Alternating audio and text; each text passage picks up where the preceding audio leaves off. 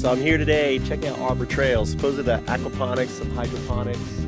They grow a lot of things, all organic, and I'm here and checking it out. Kind of an interesting way that they're using to stop wear and tear and probably stop the mud on the ground here. They've put this matting down here, which is actually cool, and the natural slope creates kind of a natural water runoff on here. They've got these grow towers, and they're using styrofoam. That's really cool. And they got the water above, provides the water sprinkler system on these strawberries. So they've got these tower tomatoes that you could easily do.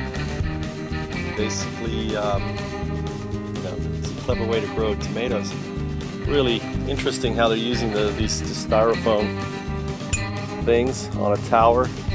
They've got a bucket for support on top, a pipe that goes straight through it, and they've got some leeks at the bottom, or some onions for the torrent. And as you can see here, it's a whole network.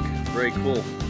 The greenhouses they built is actually, they're using PVP pipe there with a joiner, and it basically bends down. I should have brought my they're using half pipes to clasp. They've got the the sidebar here that goes in. Very cool, very inexpensive, very effective greenhouses here.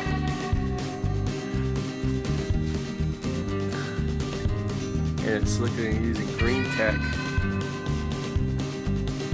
It's relatively warm in here, and look at the way they did the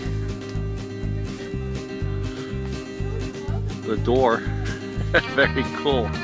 I really like this. Very low tech.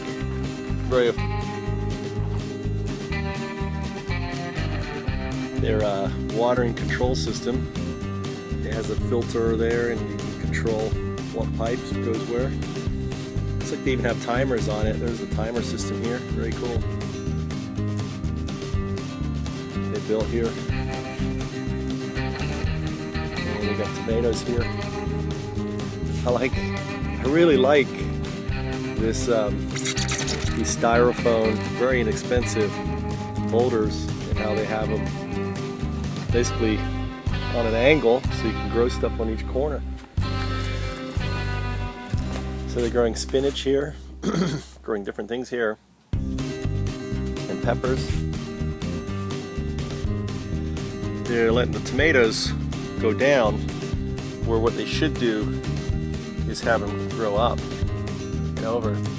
Now here's a much bigger greenhouse. Again, custom made.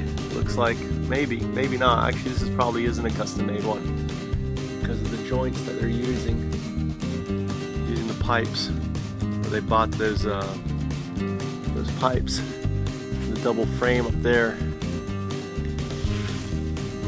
But I could probably show them how to grow tomatoes in Japan for this. It's interesting how they're basically maintaining weeds and controlling by covering the ground here with this flooring. And they're growing everything elevated. The problem is the nutrients and everything else. I don't know where it's just water. But I don't see the hydroponics aspect of this. I just tried stevia for the first time, and it's like eating sugar. It's just the most amazing herb. They make it into a sweetener, but this is amazing. This is the sweetest thing I've ever had. If you're curious what it looks like, it's what it looks like right here. It has little white flowers on it, and it's got these little perforated leaves. Little leaves right here. Here's Italian basil. Italian basil here.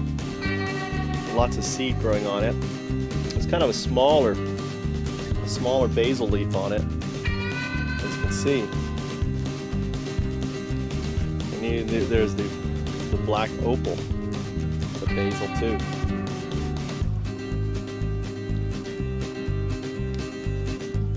You know, the Italian basil has a really nice taste to it.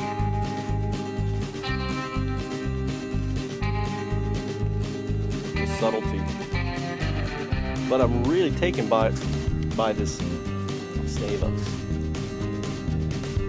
Something else most people don't realize, and it's funny they've named their kiwis here, is in order for kiwi to happen, you gotta have male and female kiwi. And it's Vincent Komuri. She's Japanese on it. They also have some fig trees, but fig trees need so much ground. I don't know why they have them in pots here. I think they're too small for figs, even though they do have some figs growing on here, on there.